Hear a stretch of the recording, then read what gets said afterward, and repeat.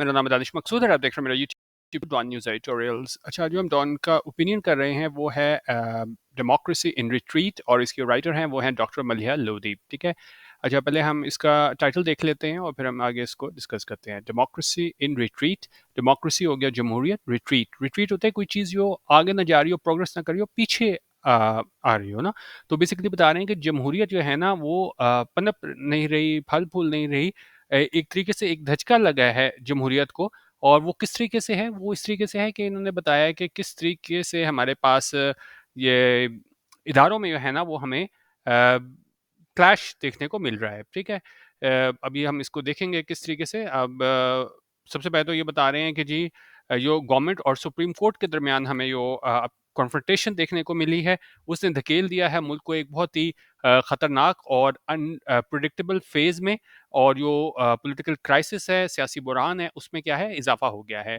अच्छा, अब थोड़ी और डिटेल बताऊँ तो आप ये देखेंगे जी, जिस तरह एक्सपेक्ट किया जा रहा था, तवक्को की जा रही थी, कि सुप्रीम कोर्ट ने ऑर्डर किया कि जी इलेक्शंस हो पंजाब असम्बली के 14 मई को, और उन्होंने गैर आइनी करार दे दिया, गैर कानूनी करार दे दिया इलेक्शन कमीशन के फैसले को मुलतवी करने को। जो इन्होंने कहा था कि जी आप अक्टूबर तक इलेक्शन जो हैं वो मुलतवी कर दें। ठीक है।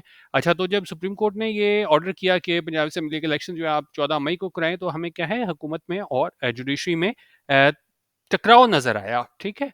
तो यही जो राइटर है ना वो उस हवाले से बात कर रही है कि इस तरह जो जमहूरियत है वो फल फूल नहीं सकती जब इदारे आपस में टकराएंगे। एक तो ये इन्होंने इसकी जुडिशरी की और ये हुकूमत की जो, आपस में कॉन्फ्रंटेशन है उस हवाले से बात की है। और फिर इसके बाद कह रहे हैं कि जी इन्होंने ये भी हिदायत जारी की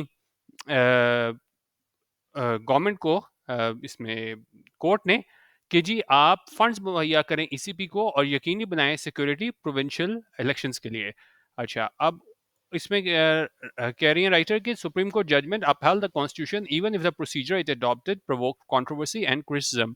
उनका जो सुप्रीम कोर्ट जजमेंट आई जिसमें उन्होंने कहा कि जी आप इलेक्शन कराएं 14 मई को, उसने अपहेल्ड किया कॉन्स्टिट्यूशन को। यानी ज़ाहिर है कॉन्स्टिट्यूशन में तो यही है कि जी आपने 90 दिन में इलेक्शन कराने हैं, तो उन्होंने कहा उसको तो उसको अपहेल्ड किया, लेकिन जो प्रोसीजर उसने अडॉप्ट किया ना उसने प्रोवोक किया कंट्रोवर्सी एंड क्रिटिसिज्म। आप कह लें जी तनाज़े और तनकीद पे बहुत ज़्यादा हुई इस जजमेंट पे। ठीक है। अच्छा, अब और मसला ये था, एक तो ये सुप्रीम कोर्ट और गवर्नमेंट के दरमियान हमें चपकलश देखने को मिली, और साथ ही साथ जो लीगल कम्युनिटी थी, ठीक है, वो भी उसने मतलब जनरली तौर पे उसको तो वेलकम किया, खुश आमदीद कहा वर्डिक्ट को, फैसले को। लेकिन उन्होंने डिसमे दिखाया, बड़े कह लेंगे जी नाउमीदी दिखाई इन्होंने।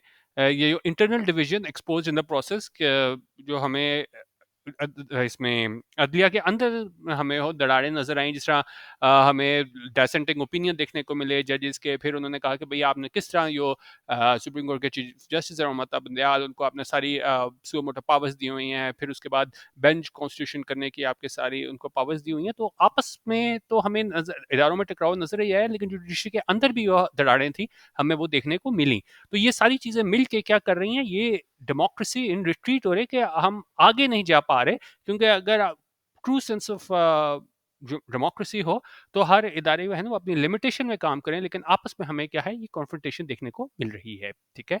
अच्छा, उसके बाद उन्होंने कहा जो ईसीपी थी उसने ये सुप्रीम कोर्ट के ऑर्डर को एग्जीक्यूट करने के लिए ना इलेक्शन शेड्यूल जो है उसको इशू किया। लेकिन अब किस तरीके से कॉन्फ्रंटेशन हो रही है, लेकिन जो रूलिंग कोalition है उसने रिजेक्ट कर दिया, रद्द कर दिया वर्डिक्ट को, फैसले को, and vowed not to implement it. Vowed होता है कि जब आप सोलमनली किसी चीज़ का इजहार करो कि नहीं भाई ऐसा हम नहीं करेंगे। तो जो ये शहबाज शरीफ थे, ठीक है, उन्होंने इस चीज़ का मतलब इजहार किया कि जी हम इसको इम्प्लीमेंट नहीं करेंगे, हम नाफिज नहीं करेंगे।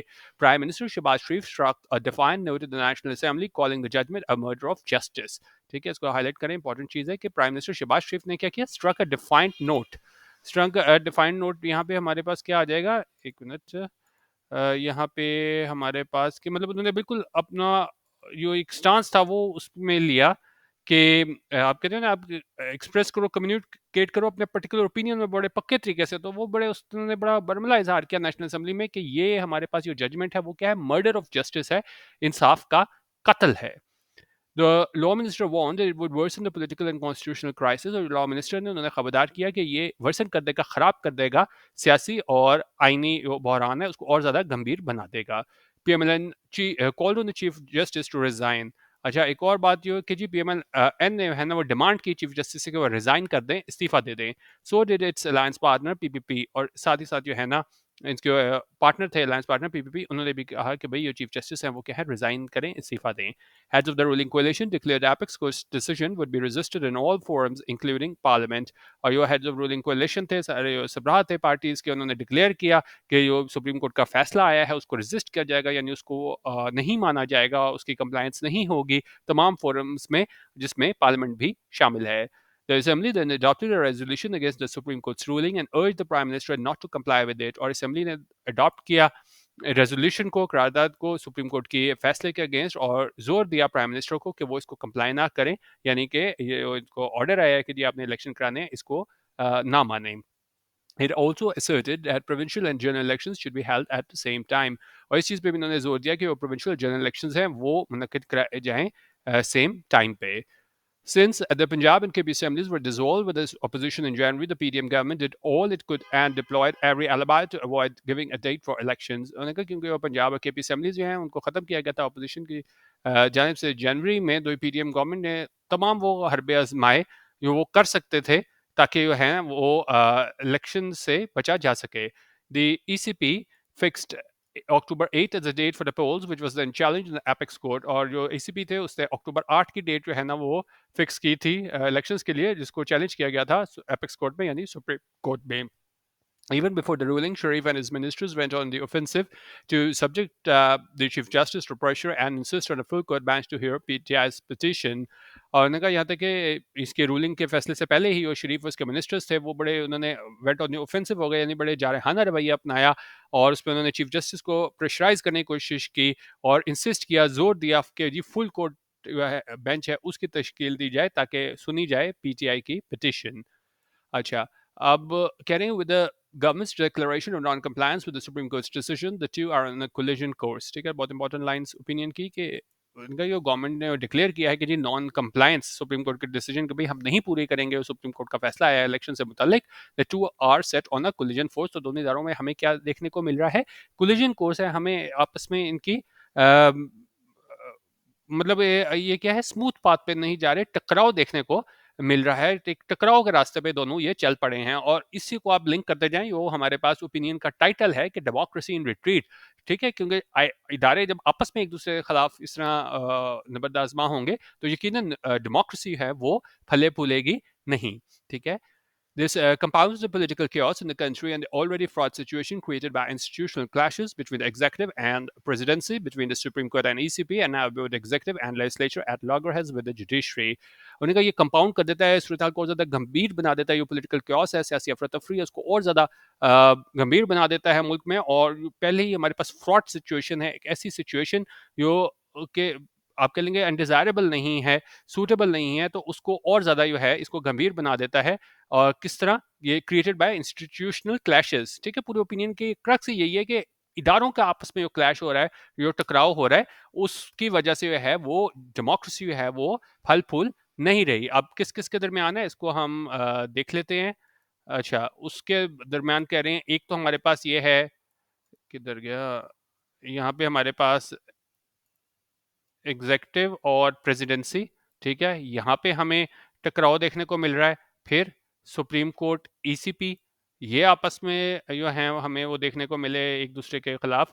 और उन्होंने कहा now both the executive and legislature at loggerheads with the judiciary. उन्होंने कहा अब जो एग्जेक्टिव और लेजिस्लेचर है वो दोनों क्या है, at loggerheads. At loggerheads होने का मतलब होता है जो आपका एक दूसरे से डिस्प्यूट हो, डिसएग्रीमेंट हो, तो एग्जेक्टिव और लेजिस्लेचर भी जो है ना वो एट लॉगर हेड्स हैं किसके साथ, जुडिशरी के साथ। तो यहाँ पे आप देख सकते हैं कि बजाय इसके कि आप जमहूरियत जो है फले फूले, आपस में इदारे, एग्जेक्टिव प्रेसिडेंसी का मसला चल रहा है, सुप्रीम कोर्ट ईसीपी का मसला चल रहा है, एग्जेक्टिव लेजिस्लेचर का मसला जुडिशरी के साथ चल रहा है। ठीक है, और इन सारी चीज़ों से क्या होगा, all this is a consequence of the fierce power struggle between the PML led coalition and Imran Khan. और ये सारा जो है वो नतीजा है, एक बड़ी शदीद किस्म की पावर स्ट्रगल चल रही है पीएमएल लेड कोalition की और इमरान खान के दरमियान। Their confrontation has turned these institutions into political battlegrounds, और ये confrontation है इन इदारों की, उसने तब्दील कर दिया है इसको सियासी महाज में, ठीक है।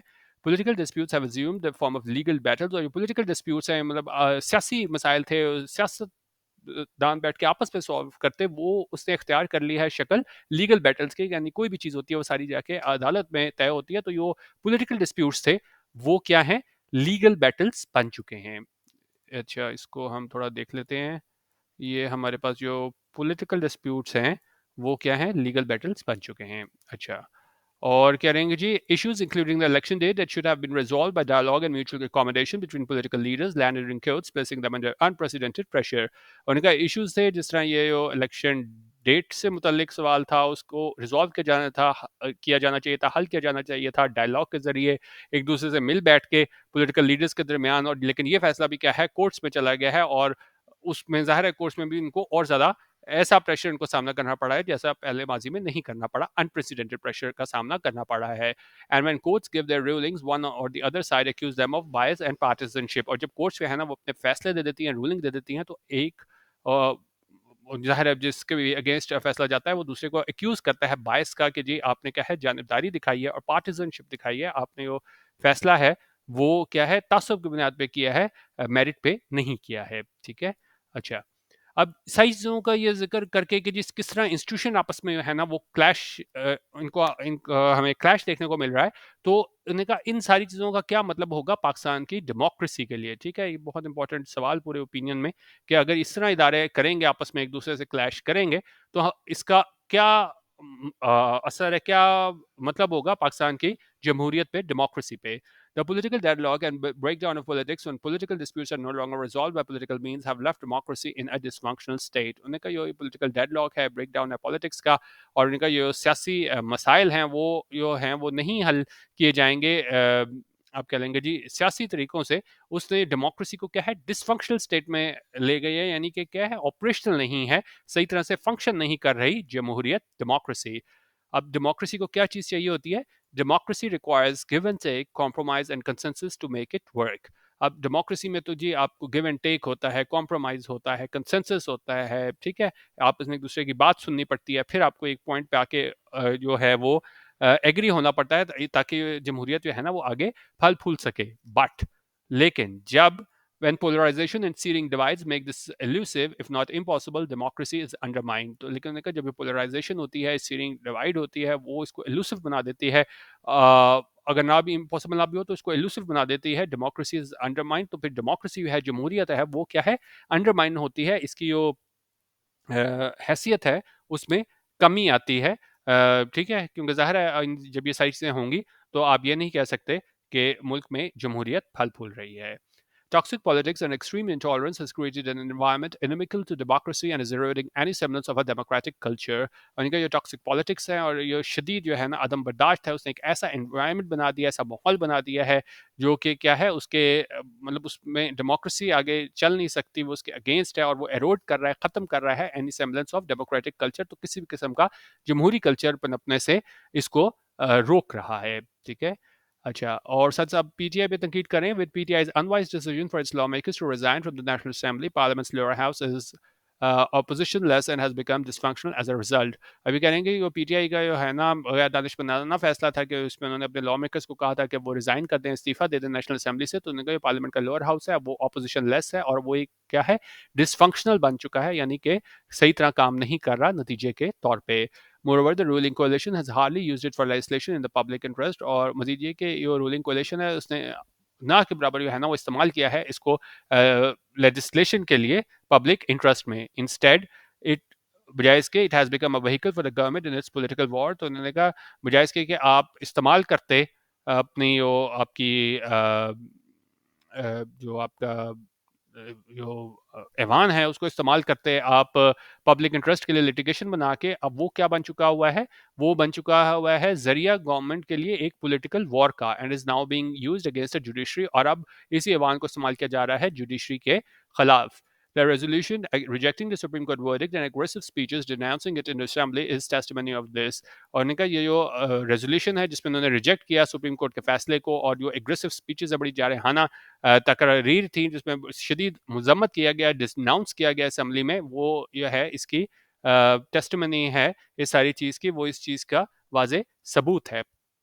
All this has denuded parliament of its real role in a democracy और इस सारी चीज़ें है ना वो पार्लियामेंट का जो असल रोल है उससे इसको दूर कर दिया है जो जमहूरियत में पार्लियामेंट का किरदार होता है. ठीक है.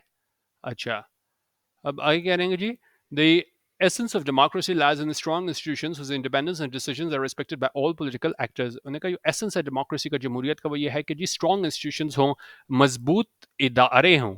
ठीक है. जिनकी वो इंडिपेंडेंस है आज़ादी है और जो फैसले हैं डिसीजंस हैं उनको रिस्पेक्ट किया जाए तमाम पॉलिटिकल एक्टर्स की जाए. ये नहीं कि जिस तरह अभी हो रहा है कि फैसला आए और आप कहो कि नहीं भाई जानिबदाराना फैसला है और फिर आप पार्लियामेंट में कहा जाए नहीं भाई हम सुप्रीम कोर्ट के फैसले को नहीं मानते.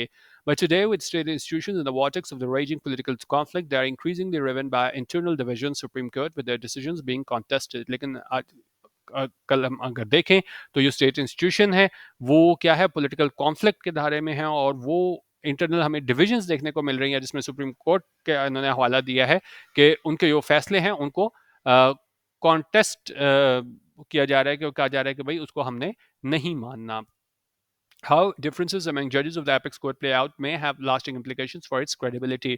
और उनका किस तरह ये differences हैं जो आपस में जो apex court के सुप्रीम कोर्ट के जजेस हैं उनके आपस में जो इख्तिलाफात हैं differences हैं तो उसके उनका lasting implications होंगे उसके consequences होंगे इसकी credibility के लिए इसके साख के लिए.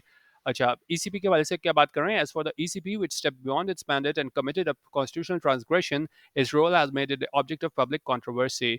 और उन्होंने कहा जो ईसीपी है ना उसने तजावज़ किया अपने मैंडेट से उसको इख्तियार दिया गया था और कमिट किया एक कॉन्स्टिट्यूशनल ट्रांसग्रेशन एक आइनी आप कह लेंगे जी हद से जो है ना उन्होंने तजावज़ किया उसका जो रोल है उसको बना दिया है इस अमल ने पब्लिक कंट्रोवर्सी के जिस तरह पब्लिक में जो है एक तनाज़ा खड़ा हो गया ईसीपी ने जब अपनी जो हदूद थी उनको क्या है तजावज़ किया.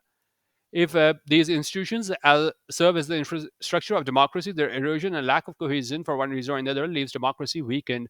उन्होंने कहा अगर ये जो institutions हैं वो सर्व करते हैं एक infrastructure of democracy के तौर पे तो ये उसका erosion है या lack of cohesion है आपस में तालमेल नहीं है किसी भी वजह से वो छोड़ देता है डेमोक्रेसी को वीकेंड और ज़्यादा कमज़ोर हो जाती है डेमोक्रेसी जब ये इंस्टीट्यूशन जो है ना वो क्या है आपस में उनकी लैक ऑफ कोहेजन होती है आपस में इनका कोऑर्डिनेशन नहीं होती.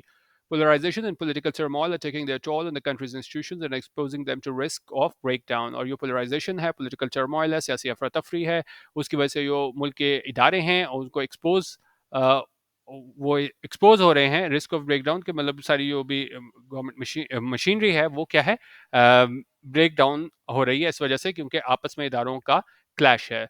The government's intent now to undermine Supreme Court's authority and legitimacy by its virulent attacks, refusal to abide by its decision, and mobilize its supporters among the legal fraternity will only undermine the rule of law, which is the bedrock of democracy. उनका ये government की intent है जो इनका इनकी नीयत है कि जी उसकी जो साख है सुप्रीम कोर्ट की अथॉरिटी उसको क्या है मिलाइन किया जाए उसमें कमी लाई जाए और जो लेजिटिमेसी है इसकी सुप्रीम कोर्ट की अब उस तरह जिस तरह बहुत ज़्यादा शदीद तनकीद करके जो है ना इसकी लेजिटिमेसी को यह अंडरमाइन कर रहे हैं और साथ ही साथ जो इन्होंने इनकार किया है कि हम इसका फैसला नहीं मानेंगे सुप्रीम कोर्ट को और वो मोबिलाइज कर रहे हैं इकट्ठे कर रहे हैं अपने सपोर्टर्स को लीगल फ्रेटर्निटी में.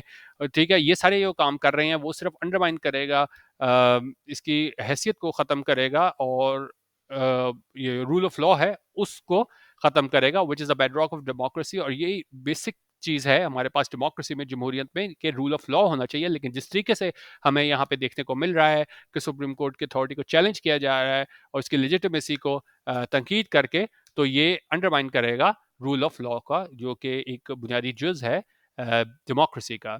Equally, defiance of the law and constitution will push the country on the road to disorder and chaos and eventually entail a political cost for the PDM parties. और उन्हें इस तरह जो law and constitution को ये follow नहीं किया जा रहा वो धकेल देगा मुल्क को एक ऐसे रोड पे जो क्या है डिसऑर्डर की तरफ लेके जाएगी क्योस की तरफ लेके जाएगी अफरा तफरी की तरफ लेके जाएगी और इवेंचुअली आखिरकार जो है इसकी एक पोलिटिकल कॉस्ट होगी पीडीएम पार्टीज के लिए. ठीक है.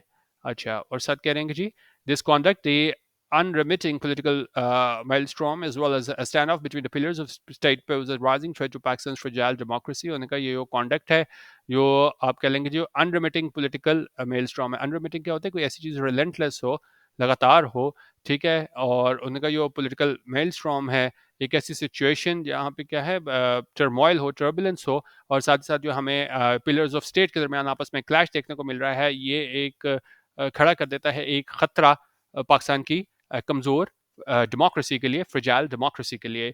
The unmistakable signal it sends to the people who are struggling with a cost of living crisis and a deteriorating economic environment is that the political leadership is concerned more with power than public purpose. अच्छा, इन सारी चीज़ों का जो मकसद है उससे क्या होगा? तो उन्होंने कहा ये जो अनमिस्टेकेबल सिग्नल है यो ये देता है लोगों को यो क्या है स्ट्रगल कर रहे हैं, मुश्किलात का शिकार हैं, कॉस्ट ऑफ लिविंग बहरान की वजह से एक ख़राब होती माशी इन्वायरमेंट में, माहौल में. और वो ये है कि जी वो पॉलिटिकल लीडरशिप है वो ज़्यादा कंसर्न है, उनको ज़्यादा फ़िक्र है पावर की बजाय इसके कि पब्लिक पर्पस के पब्लिक के लिए क्या है उसके उनको कोई फ़िक्र नहीं है. सारा सारा जो फ़िक्र है इनकी वो किस हवाले से है, वो पावर के लिए इनकी कोशिश है. ठीक है. What is in progress is ferocious intra-elite competition that has little, if anything, to do with public needs or the public welfare. और उनका जो अभी चल रहा है इंट्रा एलीट कंपटीशन उसमें ना के बराबर है कुछ भी पब्लिक के लिए, उसकी नीड्स के लिए और या पब्लिक वेलफेयर के लिए कि पब्लिक के लिए कोई अच्छा काम करने के लिए. A bigger crisis with unpredictable consequences seem inevitable with the PDM government refusing to implement the Supreme Court decision. अब ये मुस्तकबिल में देख रहे हैं कि भाई अब ये नहीं मान रहे पीडीएम गवर्नमेंट वाले, तो अब क्या होगा? उन्होंने कहा बहुत बड़ा क्राइसिस होगा, बहरान होगा और इसके अनप्रिडिक्टेबल कॉन्सिक्वेंसेज हैं, ये तो हमें पता है ज़ाहिर है अच्छे नहीं होंगे, लेकिन अभी भी कह रहे हैं कि जी अनप्रिडिक्टेबल होंगे. हम नहीं कह सकते कि भाई इसके क्या रिजल्ट होंगे, नतायज होंगे, लेकिन उन्होंने कहा ये दिखाई देता है इनएविटेबल के यानी ऐसा होगा ही क्योंकि वो पीडीएम गवर्नमेंट है उसने रिफ्यूज़ कर दिया, इनकार कर दिया इम्प्लीमेंट करने को, नाफिज करने से सुप्रीम कोर्ट के फैसले को. This is unprecedented in the countries history. और ये बिल्कुल अनप्रेसिडेंटेड है मुल्क की तारीख में. अनप्रेसिडेंटेड यानी कि इसकी हमें माजी में मिसाल नहीं मिलती मुल्क की हिस्ट्री में. Growing public disquiet over the situation is reflected in an opinion poll conducted by the consultancy firm RS Communications. और ये growing बढ़ता हुआ public disquiet है, ये public में जो feeling है परेशानी की और जो मतलब unease है वो हमें इस सारी सिचुएशन में सूरत हाल में वो उसकी हमें अक्कासी मिलती है एक ओपिनियन पोल में जिसको कंडक्ट किया गया कंसल्टेंसी फर्म आयरस कम्युनिकेशंस की जानिब से. और इसमें क्या कहा गया है? इसमें कहा गया है this finds over 70% of respondents feel the country is going in the wrong direction. और इन्होंने कहा उसमें 70% लोग रिस्पोंडेंट थे वो समझते हैं कि मुल्क जो है वो गलत रास्ते पे जा रहा है. ठीक है. Meanwhile, Imran Khan has warned his supporters who will take to streets if the government does not comply with the judicial order. लेकिन उन्होंने कहा इमरान खान हैं उन्होंने खबरदार किया अपने के उनके सपोर्टर्स हैं वो will take to the streets यानी कि वो एहतजाज करेंगे अगर गवर्नमेंट ने है ना वो नहीं पूरा किया फॉलो नहीं किया जुडिशल ऑर्डर. यानी कि अगर उन्होंने जिस तरह कहा गया है ऑर्डर में आपने तारीख तक इलेक्शन करा दिया वो नहीं कराया तो उन्होंने कहा इमरान खान ने कि मैं क्या है टेक टू द स्ट्रीट्स करूंगा यानी कि एहतजाज करूंगा. This promises more unrest and instability ahead with greater damage to democracy. और ये चीज़ है ना ये प्रॉमिस करती है कि और ज़्यादा अनरेस्ट होगा, गैर यकीनी सूरत हाल होगी, इंस्टेबिलिटी होगी, अदम इस्तेकाम होगा और ये बहुत ज़्यादा क्या है वो नुकसान पहुंचाएगा डेमोक्रेसी को, जमहूरियत को.